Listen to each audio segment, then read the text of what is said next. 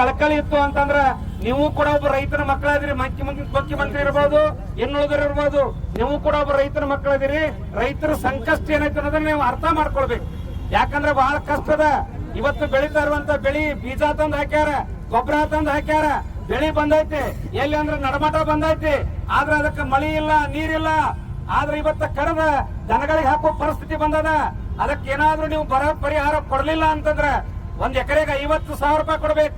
1 ಎಕರೆಗೆ 50,000 ರೂಪಾಯಿ ಕೊಟ್ಟಾಗ ಮಾತ್ರ ರೈತ ಇವತ್ತೇನಾರು ಉದ್ಧಾರ ಆಗ್ಲಿಕ್ಕೆ ಸಾಧ್ಯದ, ಇಲ್ಲಾಂದ್ರೆ ಜೀವಂತ ಆಗ್ಲಿಕ್ಕೆ ಸಾಧ್ಯ ಇಲ್ಲವ. ಬಹಳ ಕಷ್ಟದೊಳಗದಾರ. ಬಹಳ ಎಚ್ಚರದಿಂದ ಸರ್ಕಾರ ನಿಮಗೆ ನಾವು ಎಚ್ಚರಿಕೆ ಕೊಡ್ತಾ ಇದೀವಿ. ಇವತ್ತು ಕರ್ನಾಟಕ ರಾಜ್ಯ ರೈತ ಸಂಘದಿಂದ ಬೆಳಗಾವಿಯಿಂದ ಎಚ್ಚರಿಕೆ ಕೊಡ್ತಾ ಇದೀವಿ. ಅದು ಯಾಕಂತಂದ್ರೆ ಇಡೀ ರಾಜ್ಯದ ತುಂಬೆಲ್ಲ ಇರುವಂತ ಎಲ್ಲಾ ರೈತರಿಗೆ ಇದ್ರ ಸದುಪಯೋಗ ಆಗಬೇಕು. ಬರ ಪರಿಹಾರವನ್ನ ಘೋಷಣೆ ಮಾಡಬೇಕು. ಎಕರೆಗೆ 50,000 ರೂಪಾಯಿಯನ್ನ ನೀವು ಘೋಷಣೆ ಮಾಡ್ಬೇಕು ಅಂತ ಹೇಳಿ ತಮ್ಮಲ್ಲಿ ಇವತ್ತ ಆಗಸ್ಟ್ ಬರುವಂತ ಸಮಯದಲ್ಲಿ ಇದುವರೆಗೂ ಕೂಡ ರೈತ ಶೇಕಡ 29.5% ಅಂತೇಳಿ ಬೆಳೆ ಕೊರತೆ ಆದಂತೇಳಿ ಆಗಿದೆ ಅಂತೇಳಿ ಸರ್ಕಾರನೇ ಒಪ್ಪಿಕೊಂಡಿದೆ. ಅದಕ್ಕಾಗಿ ನಾವು ಕೂಡ ಈ ಜಿಲ್ಲೆಯಲ್ಲಿ 15% ಗಿಂತ ಕಡಿಮೆ ಮಳೆಯಾಗಿದೆ ಬೆಳಗಾವಿ ಜಿಲ್ಲೆಯಲ್ಲಿ. ಮತ್ತು ಕಬ್ಬಿಗೆ ನೀರಿಲ್ಲದಂತ ಪರಿಸ್ಥಿತಿ ಆಗಿದೆ. ಇವತ್ತು ಗೊಂಜಾಳಕ್ಕೂ ಕೂಡ ನೀರಿಲ್ಲದಂತ ಪರಿಸ್ಥಿತಿ ಆಗಿದೆ. ನೀರಾವರಿಯಲ್ಲಿಯೂ ಕೂಡ ಇವತ್ತು ನಾವು ಈ ರಾಯಬಾಗ್ ಮತ್ತು ಮೂಡಲಗಿಯ ಕೊನೆಯ ಭಾಗದ ರೈತರಿಗೆ ಕೆನಾಲ್ಗಳ ಮುಖಾಂತರ ನೀರು ಕೂಡ ಕಡಿಮೆ ಮಟ್ಟದಲ್ಲಿ ಹರಿಸ್ತಕ್ಕಂತ ಒಂದು ಪರಿಸ್ಥಿತಿ ಜಿಲ್ಲಾಡಳಿತ ಉದ್ಭವಿಸಿದೆ. ನಾನು ಜಿಲ್ಲಾಡಳಿತಕ್ಕೆ ಮತ್ತು ಜಿಲ್ಲಾಧಿಕಾರಿಗಳಿಗೆ ಒತ್ತಾಯವನ್ನ ಮಾಡ್ತೇನೆ. ತಕ್ಷಣವೇ ಈಗೇನು ಮೂಡಲಗಿ ಮತ್ತು ರಾಯಬಾಗ್ ಭಾಗದ ಕೊನೆಯ ಭಾಗದ ರೈತರು ಸಂಪೂರ್ಣ ಸಂಕಷ್ಟದ ಪರಿಸ್ಥಿತಿಯಲ್ಲಿದ್ದಾರೆ.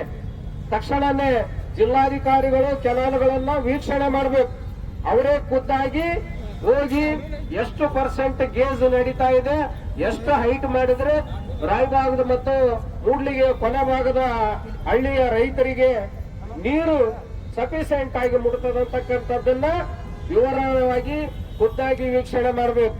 ಅದರ ಜೊತೆಗೆ ಜಿಲ್ಲಾಡಳಿತ ಮತ್ತು ಜಿಲ್ಲಾ ಉಸ್ತುವಾರಿ ಮಂತ್ರಿಗಳ ಸಹಯೋಗದಲ್ಲಿ ಮೀಟಿಂಗ್ ಅನ್ನ ಮಾಡಿ ತಕ್ಷಣವೇ ರಾಜ್ಯ ಸರ್ಕಾರಕ್ಕೆ ಒತ್ತಾಯ ಮಾಡಬೇಕು. ಜಿಲ್ಲಾಡಳಿತ ಬರ ಸಂಪೂರ್ಣ ರಾಜ್ಯ ತುಂಬಾ ಆವರಿಸಿಕೊಂಡಿದೆ. ಅದರ ಜೊತೆಗೂ ಕೂಡ ಬೆಳಗಾವಿ ಜಿಲ್ಲೆಯು ಕೂಡ ಬರ ಪರಿಹಾರಕ್ಕೆ ತಕ್ಷಣವೇ ಮೀಟಿಂಗ್ ಮಾಡಿ ಸರ್ಕಾರಕ್ಕೆ ಒತ್ತಾಯವನ್ನ ಮಾಡಬೇಕು. ಅದರ ಜೊತೆಗೆ ಜಿಲ್ಲಾ ಉಸ್ತುವಾರಿ ಮಂತ್ರಿಗಳು ರೈತ ಮತ್ತು ರೈತ ಮುಖಂಡರ ಸಭೆಯನ್ನ ಕರಿಬೇಕು. ನಮ್ಮ ಕುಂದುಕೊರತೆಗಳನ್ನ ಇವತ್ತಿನ ದಿನ ಜಿಲ್ಲಾಧಿಕಾರಿಗಳು ಮತ್ತು ಉಸ್ತುವಾರಿ ಮಂತ್ರಿಗಳು ಸಮಕ್ಷಮದಲ್ಲಿ ನಮಗೇನ್ ತೊಂದರೆ ಅದ, ಎಷ್ಟು ಬೆಳೆ ಪರಿಹಾರ ಬರಬೇಕು, ಈಗಾಗಲೇ ರೈತ ಬೀಜವನ್ನ ಖರೀದಿ ಮಾಡಿದೀವಿ, ಗೊಬ್ಬರವನ್ನ ತಂದಿಟ್ಟುಕೊಂಡಿದೀವಿ, FIDಯಲ್ಲಿಯೂ ಕೂಡ ಇನ್ನ ತೊಂದರೆ ಬಹಳಷ್ಟಿದೆ.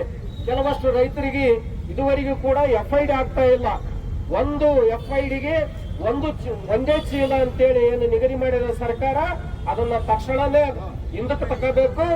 FID ಆಗದೆ ಇರತಕ್ಕಂತ ರೈತನಿಗೂ ಕೂಡ ಗೊಬ್ಬರವನ್ನು ವಿತರಣೆ ಮಾಡಬೇಕು, ಬೀಜವನ್ನ ವಿತರಣೆ ಮಾಡಬೇಕು. ಒಂದು ವೇಳೆ ಈ ತಿಂಗಳ ಅಂತ್ಯ ಅಂದ್ರೆ ಈಗ ಇವತ್ತು 30 ಮುಂದಿನ ಹೊಸ ತಿಂಗಳಲ್ಲಿ ಮೊದಲನೇ ವಾರದಲ್ಲಿ ಸರ್ಕಾರ ಘೋಷಣೆ ಮಾಡಬೇಕು ಬರ ಆದ ಅಂತೇಳಿ. ರಾಜ್ಯದ 25 ಜಿಲ್ಲೆಯ ಮೇಲ್ಪಟ್ಟು ಬರವನ್ನ ಘೋಷಣೆ ಮಾಡಬೇಕು.